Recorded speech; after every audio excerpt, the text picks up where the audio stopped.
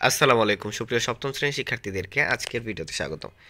শিক্ষার্থীরা তোমরা দেখতে পেয়েছো 2025 সালের বিজ্ঞান বইয়ের অলরেডি আমরা একটি পার্ট দিয়েছি, পার্ট 1 আর 2। অর্থাৎ প্রথম পর্বে আমরা 1 আর 2 নিয়ে আলোচনা করেছি প্রথম অধ্যায়ের। এখন আমরা আলোচনা করব পার্ট 3 এবং 4 ভাইরাস ও ব্যাকটেরিয়া নিয়ে।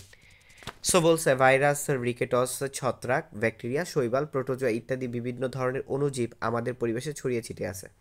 অর্থাৎ এই ধরনের অণুজীবগুলো আমাদের পরিবেশে ছড়িয়ে ছিটিয়ে আছে। এরা অধিকাংশই আমাদের উপকার করে, তবে কিছু কিছু অণুজীব আছে যারা আমাদের দেহে রোগ সৃষ্টি করে। এবার আমরা কয়েকটি অণুজীব সম্পর্কে জানব। খেয়াল করো, এখানে একটা চিত্র আছে। চিত্রটা হচ্ছে কি, ভালোভাবে খেয়াল করবা। উপরে ডিএনএ আছে, তারপরে কলার আছে, তারপরে তোমার এখানে আরও আছে স্পর্শক তন্তু আছে। তো একটি ব্যাকটেরিওফাজ ভাইরাস কণিকা এটা। এবার খেয়াল করো, আমরা ফার্স্টে ভাইরাস সম্পর্কে জানবো। শিক্ষার্থীরা, আমরা ভাইরাস সম্পর্কে জানবো। ইলেকট্রনিক অণুবীক্ষণ যন্ত্র ছাড়া ভাইরাসকে দেখা যায় না। এরা সরলতম গঠন, অর্থাৎ শুধু নর্মাল অণুবীক্ষণ যন্ত্র না, ভাইরাসকে দেখার জন্য ইলেকট্রনিক অণুবীক্ষণ যন্ত্র লাগে। ভাইরাসের দেহে কোষ প্রাচীর, তারপর হচ্ছে প্লাজমা লেমা, সুগঠিত নিউক্লিয়াস, সাইটোপ্লাজম ইত্যাদি কিছুই নেই। তাই ভাইরাস দেহকে অকোষীয় বলা হয়। এরা শুধুমাত্র আমিষ আবরণ ও নিউক্লিক অ্যাসিড, আমি বলতেছি আমিষ আবরণ ও নিউক্লিক অ্যাসিড মানে ডিএনএ আরএনএ নিয়ে গঠিত। এদের আমিষ আবরণ থেকে নিউক্লিক অ্যাসিড বেরিয়ে গেলে এরা জীবনের সকল লক্ষ্য হারিয়ে ফেলে। তবে অন্য জীবদেহে যেইমাত্র আমিষ আবরণ ও নিউক্লিক অ্যাসিডে একত্র করা হয় তখনই এরা জীবনের সব লক্ষণ ফিরে পায়।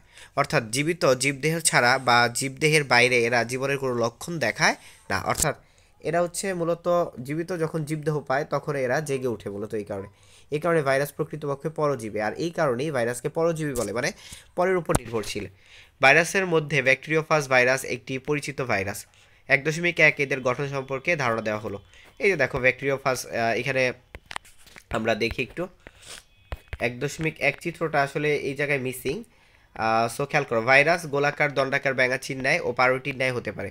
ভাইরাস মানবদেহে বসন্ত, হাম, সর্দি, ইনফ্লুয়েঞ্জা ইত্যাদি রোগ সৃষ্টি করে। বসন্ত, হাম, সর্দি ইত্যাদি বায়ুবাহিত রোগ।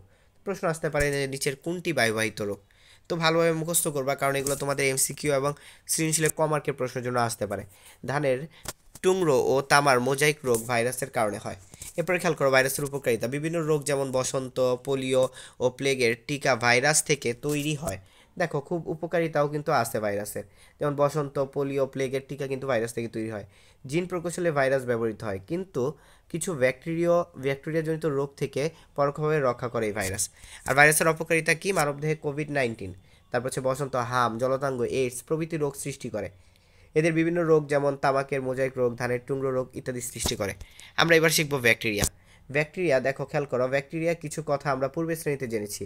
এবার একটু বিস্তারিত জানবো। ব্যাকটেরিয়া হলো আদি নিউক্লিয়াস যুক্ত অসবুজ এককোষীয় অণুবীক্ষণ জীব। সো খেয়াল করো, বিজ্ঞানী অ্যান্টনি ফন লিউয়েনহুক সর্বপ্রথম ব্যাকটেরিয়া দেখতে পান। সো এটা কিন্তু খুবই গুরুত্বপূর্ণ প্রশ্ন, কে সর্বপ্রথম ব্যাকটেরিয়া দেখতে পান? ব্যাকটেরিয়া গোলাকার, দণ্ডাকার, কমাকার, প্যাঁচানো ইত্যাদি নানা ধরনের হতে পারে। দেহের আকৃতির ভিত্তিতে একে নিম্নরূপে শ্রেণীবদ্ধ করা যায়। তো খেয়াল করো, কক্কাসের চিত্রটা তোমরা দেখতে পাচ্ছ আশা করি। সো কক্কাস, তারপর হচ্ছে তোমার কক্কাস কি, কোনো কোনো ব্যাকটেরিয়া কোষের আকৃতি গোলাকার, এরা কক্কাস ব্যাকটেরিয়া।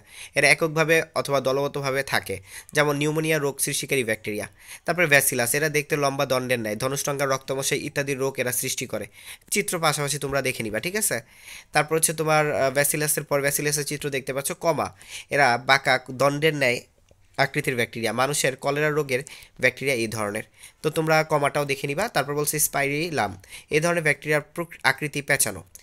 এবার দেখো ব্যাকটেরিয়ার উপকারিতা খুব ভালোভাবে মুখস্থ করতে হবে, কারণ এটা সৃজনশীলের গ নাম্বারে আসতে পারে।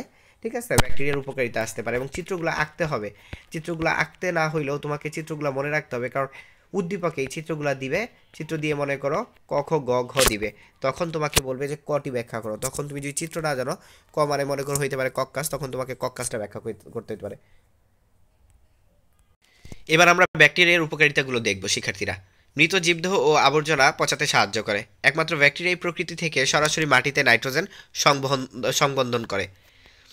এরপরে খেয়াল করো, এরপর বলছে পাট থেকে আঁশ ছাড়াতে ব্যাকটেরিয়া সাহায্য করে। আমরা জানি যে পাটের মধ্যে যে আঁশ, সেটা আমাদের সোনালি, কি বলে, সোনালি আঁশ। সেই সোনালি আঁশ ছাড়াতে ব্যাকটেরিয়া কিন্তু সাহায্য করে। দই তৈরি করতে ব্যাকটেরিয়া সাহায্য করে। বিভিন্ন জীবন রক্ষাকারী অ্যান্টিবায়োটিক ব্যাকটেরিয়া তৈরি হয়। তাহলে ব্যাকটেরিয়ার উপকারিতাগুলো একদম চোখ বন্ধ করে মুখস্থ করতে হবে। ব্যাকটেরিয়া জিন প্রকৌশলের মূল ভিত্তি। কিছু কিছু ক্ষেত্রে জীবের কাঙ্ক্ষিত বৈশিষ্ট্য পাওয়ার জন্য জিনগত পরিবর্তনের কাজে ব্যাকটেরিয়া ব্যবহার করা হয়ে থাকে। এখানে স্পাইরিলাম স্পাইরিলাম ব্যাকটেরিয়া আমরা যেটা আলোচনা করছিলাম সেটার চিত্রটা এই পাশে পড়ে গেছে। এবার বলছে ব্যাকটেরিয়ার অপকারিতা। ভাই ব্যাকটেরিয়ার অপকারিতাও কিন্তু আছে, তাই না? ব্যাকটেরিয়ার অপকারিতা হচ্ছে ব্যাকটেরিয়া মানব দেহের যক্ষা, কলেরা, টাইফয়েড, আমাশা প্রভৃতি রোগ সৃষ্টি করে। এরা খাদ্যদ্রব্য, ফলমূল পচাতে পচন ঘটায়। উদ্ভিদের বিভিন্ন রোগ যেমন ধানের লিফট ব্লাইট, তারপর হচ্ছে টমেটোর ক্যাঙ্কার ইত্যাদি ঘটায়। সো আশা করি তোমরা পার্ট 3 এবং 4 বুঝতে পেরেছো, অর্থাৎ ভাইরাস ও ব্যাকটেরিয়া বুঝতে পেরেছো, এবং এটা অবশ্যই কোন অংশটুকু মুখস্থ করতে হবে সেটাও বুঝতে পেরেছো।